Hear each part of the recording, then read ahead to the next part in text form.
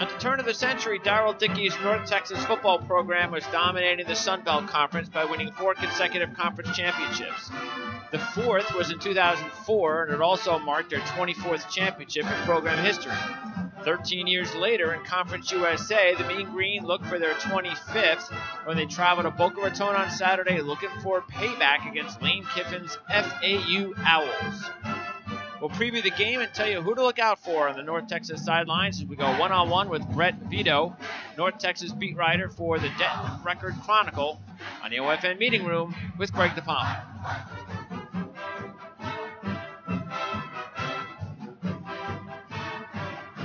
All right, it's November 28, 2017. I'm Greg DePalma. Thanks for tuning in to the OFN Meeting Room as we talk North Texas football and a little bit later on, FAU Owls football, as we will be joined by Chuck King, managing editor for FAUOwlaccess.com, for this Conference USA Championship Game Meeting Room special. And first, though, North Texas football with Brett Vito. Brett, thanks for joining us today. No, thanks for having me on, guys. All right, so Brett, tell me, again, it's been a while since North Texas football has been in this spot.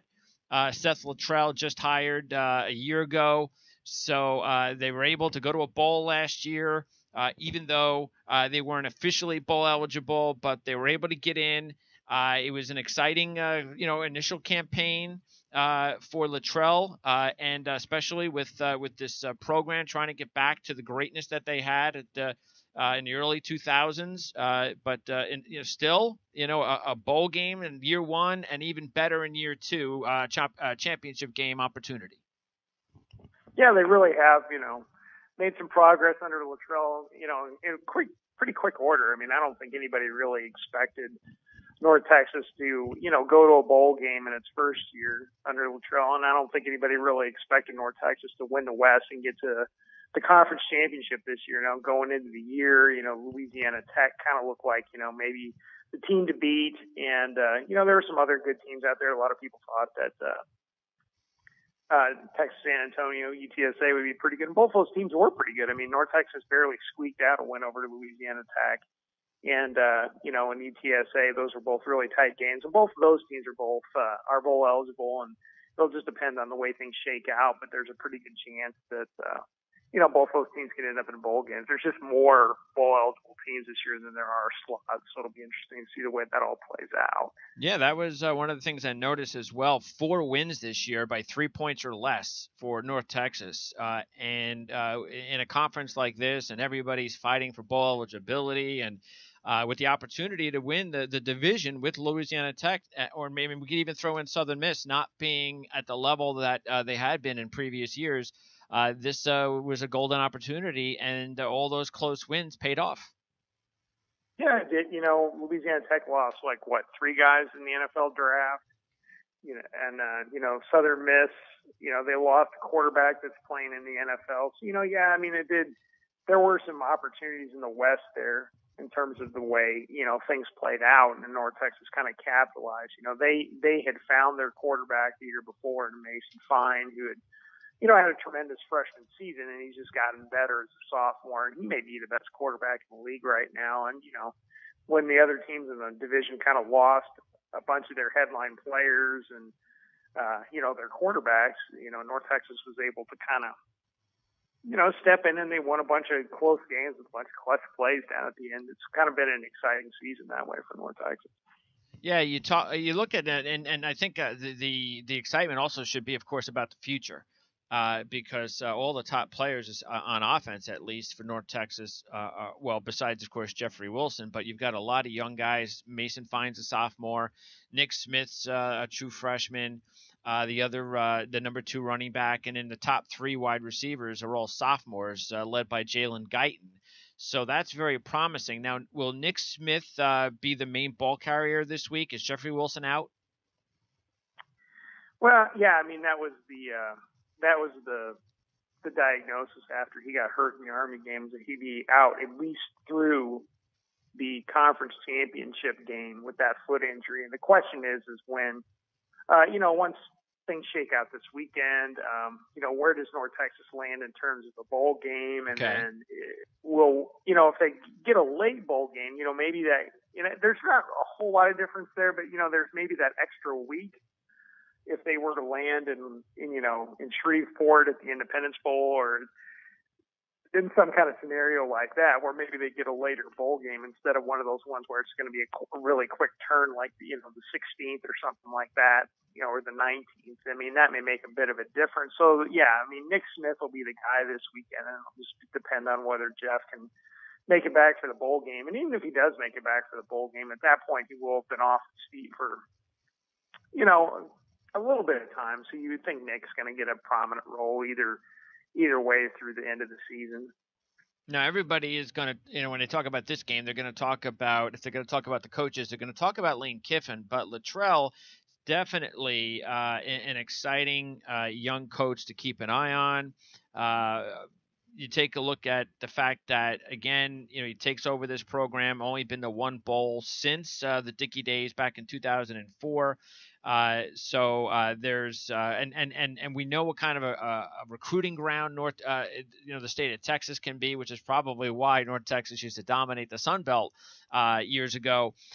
So what is Luttrell's future like? What do you see? Do you see he's probably going to be here, especially if this is a young team? No reason to think that he won't be here for at least another year or two. And if there's a lot of success, then he's going to be a hot coaching candidate somewhere.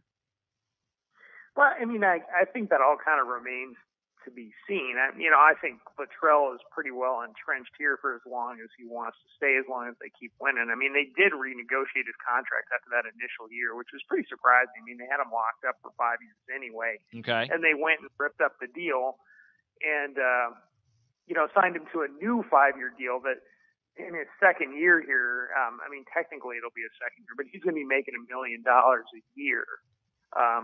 Beginning this next year for the duration of that contract. Now, that's not a lot of money in college football when it comes to coaches. And I think it's just going to depend on, if the right opportunity comes up. Because my gut feeling is I think Luttrell likes it here. Okay. He's in a really good situation. He's very secure. He's got an athletic director that he likes. He publicly says that he likes, and I genuinely believe him. And I think a lot of people in North Texas think a lot of Ren Baker. You've got you've won a lot. You've got an AD that you like. He's from Oklahoma, so he's kind of in his native area. He talked about at his introductory press conference show, hey, I'm a boots and jeans guy. I'm from Oklahoma. I played for Oklahoma. That kind of thing. He's always recruited Texas, so okay. I think it's going to take a little bit to pull him away. But in the same vein there, I mean, you got to realize that these guys are coaches, and they all envision themselves being at the very tip top of college football. Sure. I could certainly imagine a scenario where he would love to see himself back at his alma mater at Oklahoma. I mean, that doesn't seem very likely, but if there's an opportunity that comes up at a second step kind of job or next step up kind of job, that could be a possibility. I mean, if Texas Tech were to come open, he did coach at Texas Tech for a while. I think those are the possibilities that could come up down the line. It's just going to depend on if the right opportunity comes up for him to continue moving up the coaching ladder like all those, mid-major type coaches want to do. Yeah, and with those young players, especially on offense, his side of the ball, you would think that they will have success there. So what about this matchup? Because you've got two of the top offensive teams in college football, both top 20 ranked total offense. FAU's rushing offense against North Texas's passing offense, but it was all FAU in the first matchup. I mean, it was just a big time blowout, of course, and the game actually was a little bit. I mean, 69-31. Maybe it wasn't even that close. 69-17 turned into 69-31. 804 yards total offense for FAU. What happened there for North Texas? Well, and that's the $1 million question. I mean, we posed that, of course, after the game, and then in the days after, because I mean, those 804 yards. I mean, there was a website we looked that up on that tracks data back to 2000 for games, and that 800 yards ranked. I think it was in the top 20 for most yards in a game, like since 2000. I mean, it was way up there. Yeah. And it was just kind of one of those deals where, you ask that question. North Texas' defensive coordinator, Troy Raffett, said, well, we didn't do what we were supposed to do. we weren't in the right gaps. We didn't play the defense the right way. We got out of position, It was an off week. Of course, that's some of it. Yeah. You can explain away some of that, Sure. but, I find it hard to believe that, it was all our fault. I think a lot of it was Atlantic, too. I mean, they're the best offensive team in the country. And the question is going to be, can North Texas, kind of correct some of the mistakes it made? And you also have to consider that, and Lane Kiffin said this today on the conference championship teleconference, and so did Luttrell. I mean, kind of everything went Florida Atlantic's way that game. The ball bounced their way every time. Every call seemed to go their way. It's just one of those perfect storm kind of scenarios. But I still think North Texas is going to have a tough time slowing down Florida Atlantic because everybody has, especially late in the season. Well, North Texas, they've only lost one game since early in the season when they lost that game at Iowa, and that was the game. That was the games. And teams are, you can have a bad week. Everybody has a bad week. Sounds like North Texas had a bad week. So it's just a matter of they're just going to have to outscore FAU. No reason to believe that this isn't going to be a game that we're going to see minimum in the 40s for both teams. I would think so. If you look back, everybody looks at it like, North Texas has won 5 straight games. But looking back at some of those games, Army hung 49 on them. Yep. Old Dominion hung 38 on them in that streak. If you go back a little further, UAB hung 43 on them. These guys have given up some points here. It's not just like it was that one game. There's been some games where they have given up, a fairly significant amount of points. And, that's kind of the nature. I think sometimes the teams that run spread offenses where you're on and off the field pretty quick and you put so much focus on the offensive side of the ball. I just don't see where both of these teams aren't going to put some points up on the board because they've been doing that pretty consistently all year. Yep.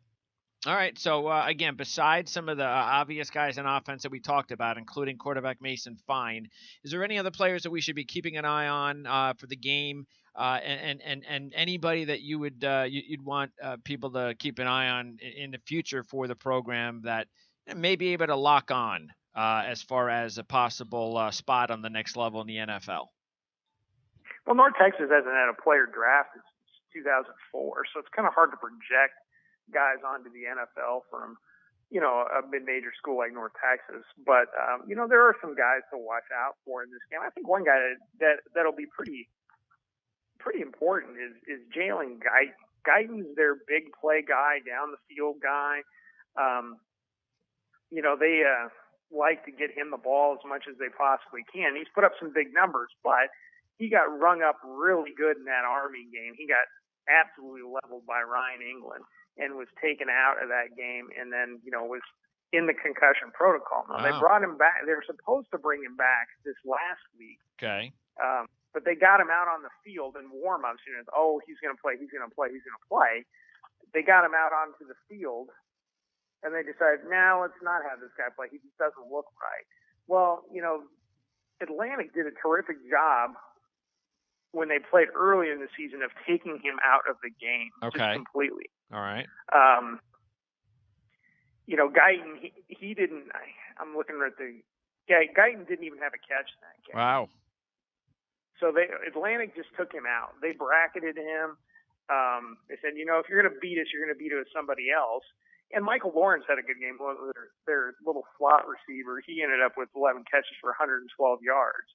But, North Texas had, they threw it 31 times and only got 283 yards in that game. So they kind of took away the big play type deal there the whole game. And they limited him to 137 yards on 33 carries. That's 4.2 a carry. So really what Atlantic was able to do is if North Texas was going to drive and score, they're going to do it. They're going to have to do it methodically. They didn't give up any big plays. Yeah. And now you're looking at coming back this time, and they're not going to have Wilson in this game. And then I would assume they're going to try to do the same thing and take Guyton out. So without Wilson in there, Nick Smith's a great player, but he's younger, and I'm not sure he's quite as ready for that big time game as Jeffrey would be. So I would keep an eye on whether or not, they can take Guyton out of it. Florida Atlantic can take Guyton out of this game again. I think that could be a real key there. Yeah, it sounds like if Guyton is not 100%, and of course, no Jeffrey Wilson, and considering what happened last time, and it's a road game, it sounds like North Texas is already in for an uphill battle. So, well, I mean, there's the reason why Atlantic's favored by 9. I mean, those are the reasons why. No Jeff. Guyton. I'm pretty sure Guyton is going to play, but he's going to have missed some time, so he's coming back. So you don't know what you're going to get from him. Atlantic's got the great offense and the great running game. And North Texas has struggled against the running game there a little bit. These things kind of. There's a reason why Atlantic's favored by 9. I mean, that's just the bottom line. All right, Brett. So we appreciate you giving us insight on the game. So are you going with you think FAU is going to win this game then? You kind of, is that your gut feeling? Well, I mean, I do a prediction column. You do? Okay. Later in the week. Yeah.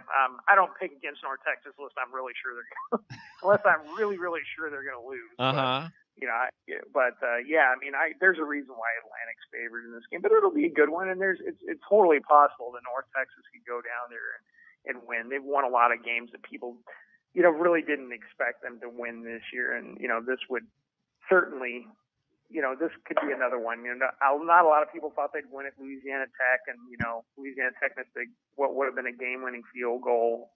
There's other games in here over the last few weeks that didn't look like they'd go North Texas' way either, and somehow they found a way. Well, if they can keep it close, as we said at the top, they've been winning close games. So if they can keep it close, FAU, even blowing out a lot of people, a lot of teams. So maybe that's exactly what they need to do in order to have a shot into the fourth quarter. We'll see if they can do it. We're looking forward to it. I wish there weren't so many. I mean, I'm going to DVR all the games, so I ain't got no problem with it. I'm a DVR expert. I can watch 5 games at once. I just wish that college football would have these games spread out a little bit more. Than having, especially the early games. What are there, like 4 championship games on at noon, competing with the Conference USA game? I believe so, right? You got the MAC. I think so. I think I read it wasn't the AAC on at the same time. AAC, the MAC, the Big 12. So yeah. I don't know. I don't know why. Get your clicker ready if you're interested in all of them. Yes. You're going to be flipping back and forth. All right, Brett, I appreciate it. Thanks a lot for checking in with us for the first time, and we look forward to the opportunity to talk to you again in the future. Yeah, sure, and be sure to check out our stuff at dentonrc.com. That's where all our content goes. So. We will definitely do that. I appreciate it. We'll definitely tweet out the show to our followers and check out everything before the game. So thanks a lot. All right. Yeah, thanks for having me on, guys. We'll talk to you later. Okay, Brett, take care. All right, so that's the North Texas side of things. And again, Brett is a beat writer for Denton Record Chronicle. And as I said, we tweet out all of the shows on demand. You can follow us on Twitter at PrimeSN, and then you can find out everybody else that we follow, including all of our guests, all of the people that come on the shows to help us to preview the games and talk about the players. And whether they're going to be in the NFL draft or not, it gives us a good opportunity because it's not so easy to just turn on a national game sometimes, and you get, okay, well, here's your one standout player, and here's your standout player for the other team, and here's his stats, and I mean, come on, I mean, that's no way to really understand the players, and that's why it's great to have these guys on, and Brett gave us a good indication of what to look forward to from North Texas. All right, so now we're going to turn our attention to the FAU Owls side of things. He was on the program about a month or so ago, and we kind of figured we would have him on again. The FAU Owls are having a magical season thanks to Lane Kiffin's arrival as they look for their second ever conference championship and first in 10 years. We'll tell you how the Owls did it and what to expect from the Owls players during the game and their coach as we go one-on-one with Chuck King, managing editor for FAUOwlAccess.com on the OFN meeting room with Greg DePalma.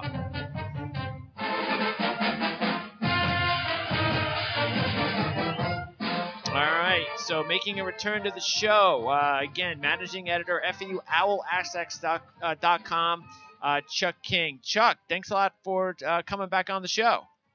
Hey, man, glad to be back. It's you don't often get a chance, or we have in the past, to talk FAU football late in November, meaningful games. So I'm glad to be here. Yeah, the last time we talked, FAU was getting ready for the Big Friday game at that time, and that was with Marshall, and it turned out to be a really close game. And FAU hung on, won that game. Matter of fact, that was actually the closest win that FAU has had all season. And since then, they were able to breeze by Louisiana Tech on the road, rival FIU. How did the we talked about the attendance, and would that how would the attendance go if they kept winning and the rivals FIU come to town? How did the attendance go, and what do you expect as far as the crowd on Saturday? The attendance has been up marginally. FAU announced 24,000 for the Shula Bowl. Stadium seats 30. I think that may have been 10,000 over the actual attendance, to be honest with you. It was okay. You have to do, I guess, more than just win in South Florida. And you've seen this with the Hurricanes. Oh, yeah. You've seen this with the Heat. You've got to win for a little bit to get everybody's attention and say, all right, this isn't just a fluke, and people will come out. You hope with FAU that's what happens. North Texas was a fairly well attended game by FAU standards. I don't know if I'm a North Texas fan, if I have the ability to buy the ticket to go to Boca for the game, or then and then buy the ticket to go to the bowl game. But I got to figure that there aren't many better destinations to go to in the first weekend in December than Boca Raton. But as far as around here, I'm not expecting as big a turnout as the Shula Bowl. Okay. I think maybe 15,000 for the game. All right. Well, look, fact is, it's a championship game, and people are going to tune in. As I just said with Brett, I would, how does that work? Do you know how that works? Because I can't imagine. I don't know. I don't. If I'm a conference, if I'm somebody in charge of so let's just say the Conference USA, I don't think I want my conference championship game to be on with three others. I don't know how much of a choice you have, really. The truth is that they're going to be, since basically everybody has a championship game now, there's not really a good slot where somebody's going to pick Conference USA over even the Big 12, which, I think is schoolyard football, essentially. Yeah. So you're going to have no chance to play on a Friday night, huh? Yeah, maybe Friday night, but then you're asking your guys to play the most important game of the year on short rest. Sure. Is there some merit to that? Probably is to get people to watch it, but you're now competing against also. It's not just back in the season. It was mostly baseball. Now you've got college basketball and pro basketball. I wouldn't be against it. I just don't think from an exposure standpoint you're really going to gain that many viewers to the CUSA game. Maybe if you're the AAC, you're a bit concerned because you want everybody to see that UCF is the team that should be in the playoff, and which I think they should be, by the way. If you win all your games, you deserve at least to look at that. But that's another story altogether. So yeah, what are you going to do? It's Conference USA. Sure. Yeah. Well, yeah. And again, that's what the DVRs are for. Not everybody has one, but if you have one, then you do what I do. You tape them all and you watch them all. And, so I'll take I think there were 4 games of 12. So I'll just, I watch a half hour at a time because I like to watch them all live. I don't like to know the score. It's almost impossible to not know the score nowadays. Well, I'm a freak. What I do is I've got this, what I do is I take I get scrap paper and I cut the paper and I put it on the bottom of the screen. I can't see the scores. I'm saying to myself, with the technology today and the way people can get scores, you would actually think at some point, especially, when you're competing with other games, you would think, well, hey, if they want the score, they can go ahead and, go find it somewhere. I'm not going to show them the score of the game on another channel.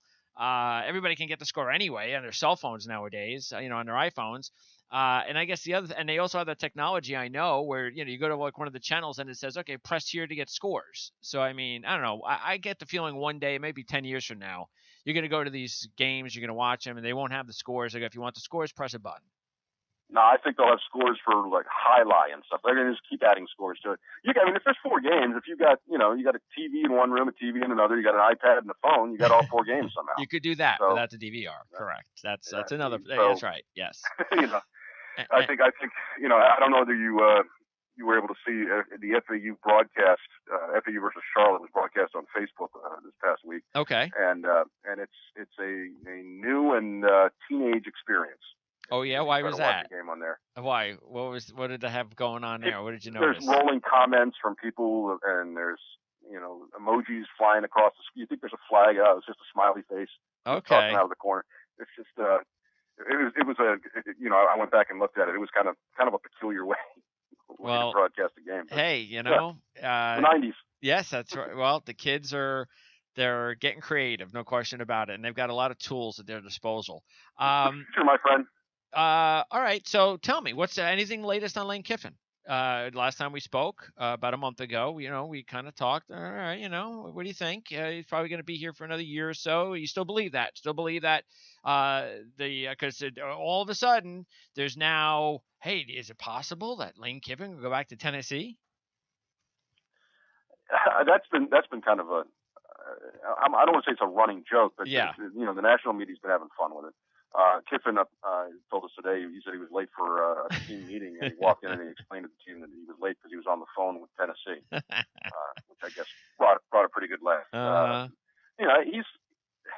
It's funny. He puts things out on Twitter, and people think he's trolling Tennessee, and sometimes he may well be. But the idea that a national writer wrote that Tennessee's looking for a head coach, and Lane Kiffin's just sitting waiting by the phone. Yeah. So he puts out, I'm not waiting by the phone. I'm trying to get my team ready for the Conference USA tournament or championship. And people are like, well, look at him trolling Tennessee. That's not trolling Tennessee. That's getting your team ready to play a game. He's not just sitting around waiting on a phone call. Now, if the phone call came, I'm sure he would take it. Sure. But, I think people are a little sensitive, especially when it comes to Tennessee, which, what's going up there, they kind of have a right to be. But there's still some jobs I think that could interest Kiffin if other people come and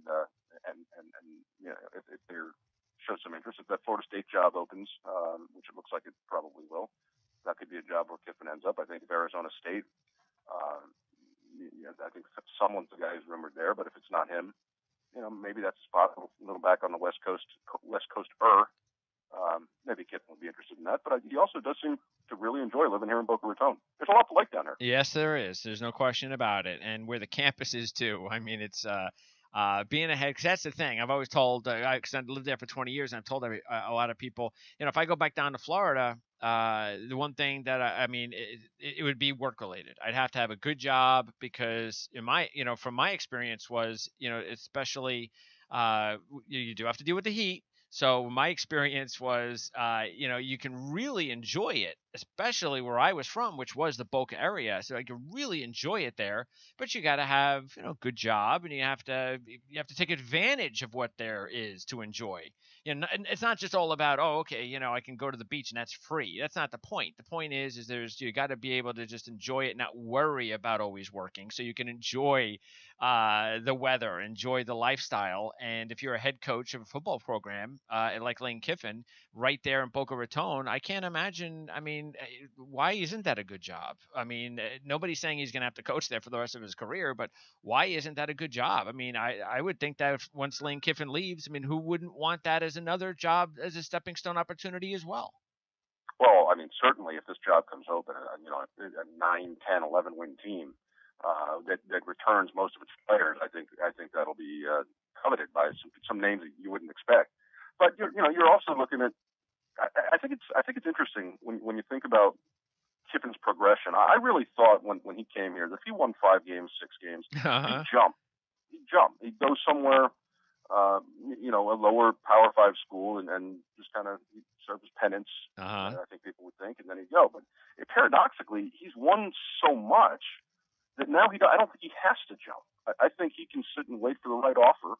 And, if it doesn't come this year, he'll coach another year down here. I think he's fairly well convinced that he'll keep winning. He's not, he's doing this without a quarterback who started the camp. Many people thought he was like the 3rd or 4th string quarterback. So he's proven he can win. There's no reason to rush to take a job that, say, Ole Miss, when sure. they're on probation for a year. And yeah. Not a big incentive.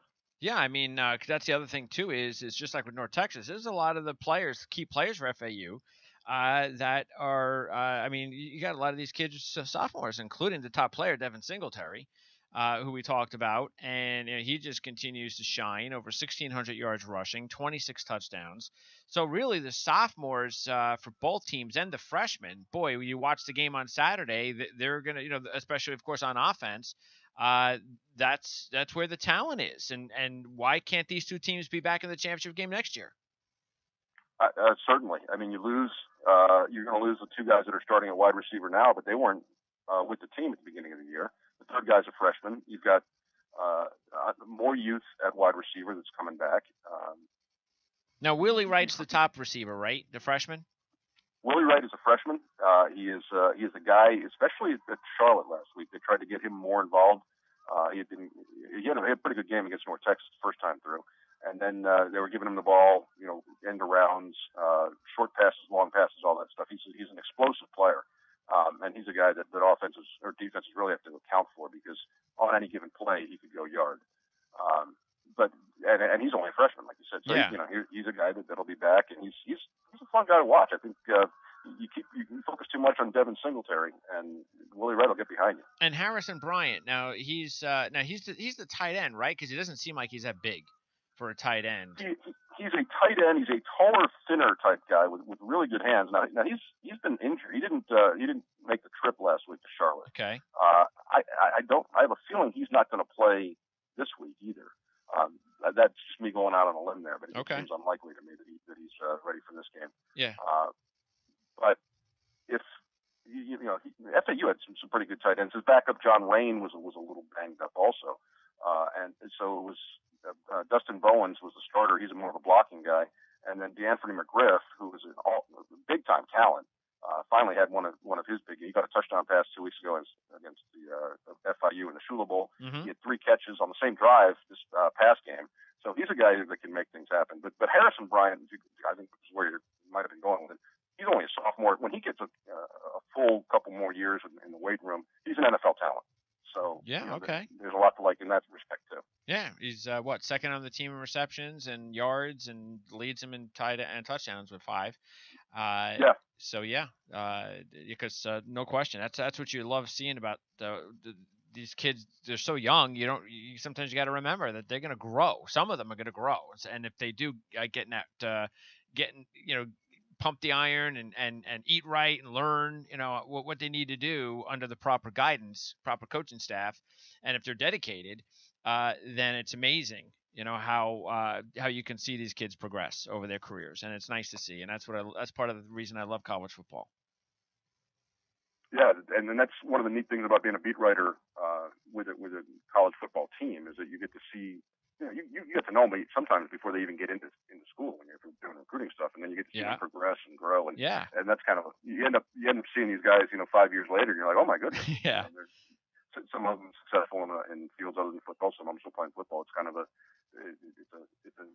strange little job we have sometimes. Now is it just luck or talent? How that secondary, Jalen Young, Shelton Lewis, and Chris Tooley can combine for 13 interceptions? A little both. I mean, they're certainly athletic. I mean, the interesting thing is they're missing their number one corner for much of the year, Raekwon Williams, who didn't play against North Texas, so he won't be playing again with an injury. Okay. But they're extremely athletic. FAU has had success in the past with their cornerbacks. Cravon LeBlanc is currently in the league. Keith Reeser, DeJon Smith. So they had a pretty good run of guys that have gone from FAU into the NFL, and then cornerback seems to be the spot. Jalen Young, he's a warrior. He's a hard hitter from the secondary. He's one of the leaders back there. He can make plays. He returns punts. He's got good hands, and they get their hands on balls. And when they get their hands on balls, not balls in the air, these guys can go up and get it. Now, what about Greg Howell? Now he won't be here. He's a senior, and I mean, what do you think? Could he have some really good stats? If Singletary wasn't here, what kind of a player? I mean, is he somebody that might be a free agent that might be able to stick, practice squad, NFL? Because you just never know with the running back position in the NFL. These kids come from anywhere, and we've seen it before.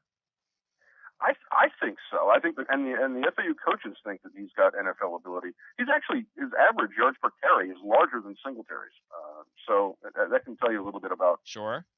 their skill right there. I mean, and he's bigger. He was a bruiser his first few years. He trimmed down a little bit. He's still a big guy, but he's become more elusive. He's added a little bit more speed, and he almost seems like more of an NFL guy that will get you those 3, 4, 5 yards, and then just be able to pound it for a little bit. He's phenomenal. He's going to leave here as one of the fan favorites playing at FAU. He's just a fun guy, and I do think. I think somebody will give him a shot in the camp. I think, like you said, the running back position, they're always kind of scrounging. Yeah. And this is not that big a scrounge. This guy would have been a really big year for him if it weren't for Devin Singletary. Now, Al Shire, the junior linebacker. Now he'll have another year. He's not a big guy either, so you got to wonder, again, same situation. Maybe next year he goes into the draft. Maybe he doesn't get drafted because of his size. But hey, if he winds up special teams, you never know. What kind of you've seen a lot of players, so you tell me. Does this guy have a shot at the next level? He's 10th in tackles. Absolutely. He's by the time they finish the bowl game, he could be FAU's all-time leading tackler with a year to go. He's just always around the ball. He had an off game, I guess you would call it, against Charlotte, even though they didn't really play the third quarter or the fourth quarter. But he only 8 tackles, so his off games are 7, 8 tackles. He gets to the ball. He's a smart guy. He's a fiery guy. Teammates love him, and he makes plays. That sounds like a guy I think I'd want on my team. And he's sure. He's a little. You'd like to see him get a little thicker. I think he's 6'1", probably. And you can use that guy. That guy's a useful guy. If it's only on special teams, he'll be the best player on special teams wherever he goes. So I think he's definitely going to get a shot. All right. Well, again, you're going to have him for another year, more than likely. So we'll see how that goes. All right. So what do you think about the game? FAU killed North Texas first meeting. And again, you take a look at this North Texas team, and their number one receiver is a little bit banged up. Their top running back is not going to play in the game. It is at FAU. Knowing what happened the first time around, is there any reason for you to believe that FAU will not win this game? Not really. I've been slow to be convinced with FAU that they can keep this up because they really don't have a history of keeping it up. They played rather poorly in the second half against Charlotte and still won 31-12. Now Charlotte's a terrible team, but I think that they were so unhappy with themselves with what they did in that game that will serve to keep them focused for this team and not say, oh, we beat them by 30 something last time. This will be easy. Like you said, North Texas has those injuries. I think I was surprised. That was probably the most surprising part in the first meeting was that FAU was able to shut those guys down.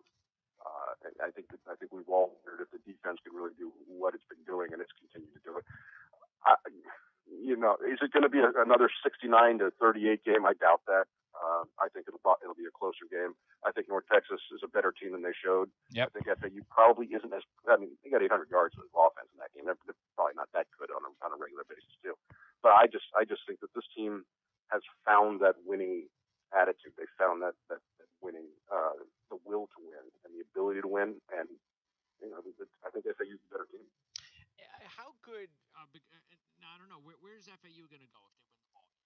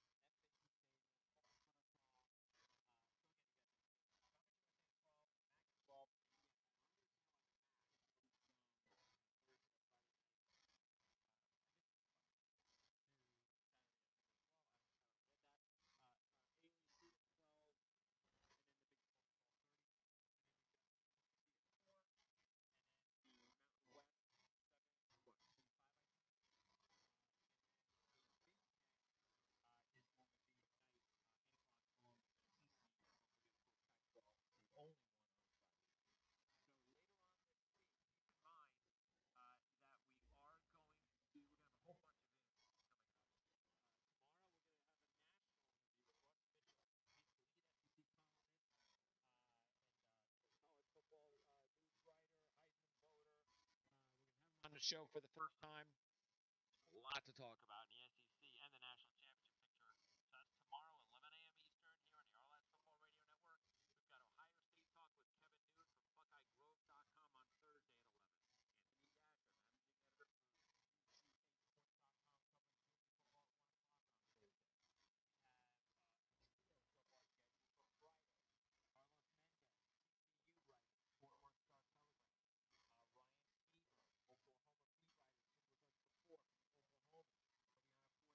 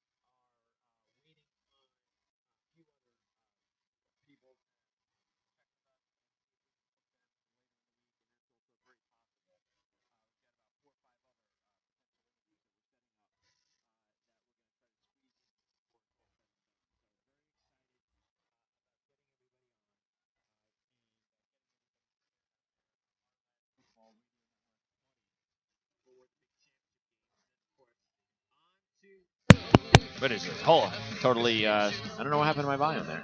And then we'll have our. Playoff talk, and then we move on to the bowl season. We'll have bowl reports. Every bowl will be posted up at the rlads.com website, so check that out. We'll talk more about that in the coming weeks. And then, of course, don't forget also our NFL coverage, which continues on Thursday and every Thursday with Tony Mejia. Right here on the Our Football Radio Network. Follow us on Twitter at PrimeSN. And thanks for tuning in. We'll see you next time. Actually, the next show, we'll see you tomorrow at 11 a.m. with Russ Mitchell right here on the Meeting Room.